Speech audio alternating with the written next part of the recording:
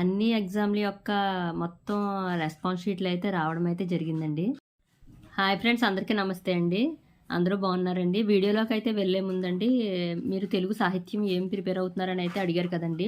నేను ఎస్&ఎస్ publication book అయితే తీసుకున్నానండి. ఇదేంటంటే డిఎస్సికి తీసుకున్నందుకు ముందు నేను బుక్స్ ఏమీ తీసుకోలేదని చెప్పాను కదండి.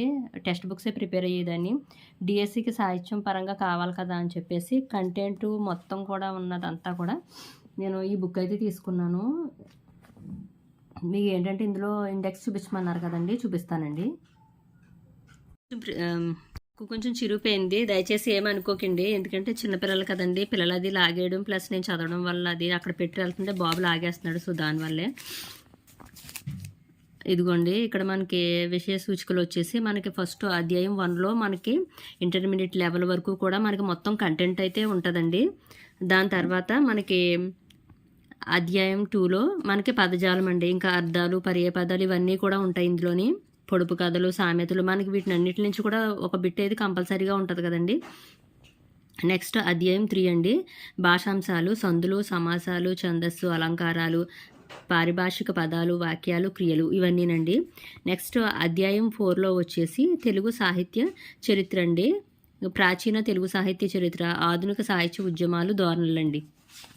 ఇవన్నీ కూడా మనకి డిఎస్సికి అయితే యూజ్ అవుతాయండి. నెక్స్ట్ ఇదిగోండి, ఇక్కడ చిరిగిపోయింది, భాషా చరిత్ర అండి మనది. ధ్వనుల్లో మార్పులు, ధ్వని విపరిణామం, అర్ధ విపరిణామం, మాండలికాలు, అన్ని దేశాలు ఇవన్నీ వచ్చేసి అధ్యాయం 5లో ఉంటాయి. అధ్యాయం 6 వచ్చేసి సాహిత్య విమర్శ అండి. తర్వాత ఆధునిక సాహిత్య విమర్శ, ప్రాచీన సాహిత్య విమర్శ అండి. నెక్స్ట్ అధ్యాయం 7 బాల వ్యాకరణం, సంజ్ఞా పరిచ్ఛేదం, సంధి పరిచ్ఛేదం, తత్సమ పరిచ్ఛేదం, ఆర్చిక పరిచ్ఛేదం, సమాస పరిచ్ఛేదం.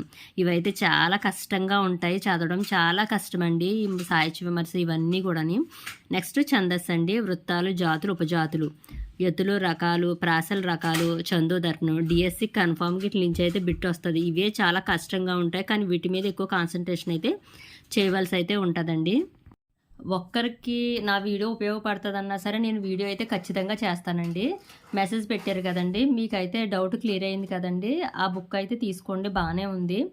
కాకపోతే నేను ఇంకా సాహిత్యం మొత్తం కంప్లీట్గా ప్రిపేర్ అవ్వాలి. ప్రిపేర్ అయితేనే మనం డిఎస్సిలో జాబ్ అయితే సాధించగలం. లాస్ట్ అయితే చాలా కష్టం అండి అదంతా చదవడం కూడా, బాల వ్యాకరణం అంతా కూడా, సాహిత్య విమర్శ ఇవన్నీ కూడా చదవడం చాలా కష్టం. ఆ బుక్ అయితే తీసుకోండి, బాగానే ఉందండి. మరి మా ఫ్రెండ్స్ మేము కూడా ఆ బుక్ అయితేనే తీసుకున్నాము. ఇంకా బుక్ స్టాల్కి వెళ్ళి ఇంకా సాహిత్యంలో ఇంకేమైనా బుక్స్ ఏమైనా వచ్చినాయేమో చూస్తానండి. చూస్తే కనుక ఏమన్నా బెస్ట్ బుక్స్ ఏమైనా ఉంటే కనుక, ఆల్రెడీ డిఎస్సి రాసిన అనుభవంతో బుక్స్ ఏమైనా బెస్ట్ బుక్స్ ఏమైనా ఉంటే కనుక చూసండి మీకు వీడియో అయితే తీస్తానండి. ఫ్రెండ్స్, ఇంకా బయాలజీ మొత్తం అన్ని పేపర్లకు సంబంధించిన రెస్పాన్స్ షీట్లు అయితే మార్క్స్ అయితే రావడం అయితే జరిగిందండి. అందరూ ఒకసారి చూసుకోండి. కానీ నాకు పాత టెట్టగా ఈ టెట్టకి అయితే మార్క్స్ అయితే ఏం స్కోర్ అయితే నేను చేయలేదండి. నాకు 2 కూడా 70+లోనే వచ్చినాయండి. ఎక్కువైతే నేనేం స్కోర్ చేయలేదు.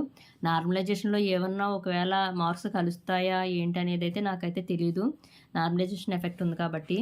కాకపోతే నేను ఒక విషయం అయితే చెప్తానండి. మొన్న ఇచ్చిన పేపర్ టఫ్ బట్టి ఓసీ రిజర్వేషన్ వాళ్ళైతే 90 మార్క్స్ స్కోర్ చేయడం అయితే చాలా కష్టమండి. వాళ్ళైతేనే మా ఫ్రెండ్ అయితే అలాగే తను స్కోర్ చేయలేకపోయింది బయాలజీ అండి. తను చాలా పాపం బాధపడుతుందనమాట. కాకపోతే నేను ఒకటే చెప్పానండి, ఇప్పుడు డిఎస్సి రాయడానికి అయితే నేను లేదు అనేసి తను బాధపడింది. ఇంకా మనకి జనవరిలో అయితే జాబ్ క్యాలెండర్ ఉంది కదండి. సో ఎవరైతే టెట్ క్వాలిఫై అవ్వలేదు అని బాధపడుతున్నారో వాళ్ళైతే జనవరిలో మనకి జాబ్ క్యాలెండర్ ఉంది కాబట్టి సో బాధపడకండి. ఇంకా టెట్ క్వాలిఫై అయిన వాళ్ళు ఎవరైతే ఉన్నారో వాళ్ళైతే ఇంకా డిఎస్సికి అయితే మీ ప్రిపరేషన్ అయితే స్టార్ట్ చేయండి.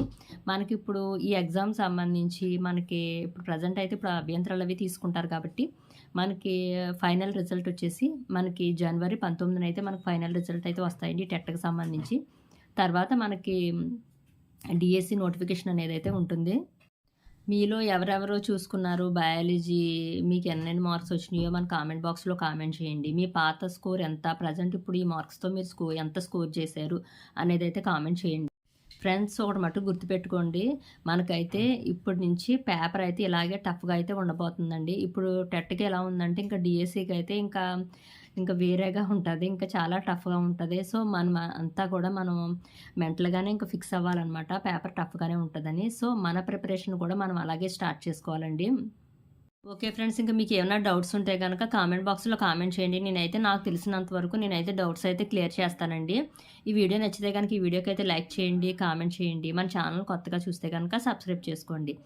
నేనేంటంటే లేడీస్ హౌస్ వైఫ్స్‌గా ఉండి ఎవరైతే సఫర్ అవుతున్నారో ఫైనాన్షియల్ ప్రాబ్లమ్ ఉండి అలాంటి వాళ్ళనైతే నేను ఎక్కువ ఎంకరేజ్ చేస్తానండి. ఎందుకంటే నేను కూడా సేమ్ అలాంటి ప్రాబ్లమే ఫేస్ చేస్తున్నాను కాబట్టి. జాబ్ లేడీస్‌కి ఉపయోగపడేలాగా ఏదైనా అప్డేట్ వస్తే మట్టుకు టెట్, డీఎస్సీకే కాకుండా అది కూడా మీకైతే వీడియో అయితే తీస్తానండి. ఓకేనా ఫ్రెండ్స్? Bye friends.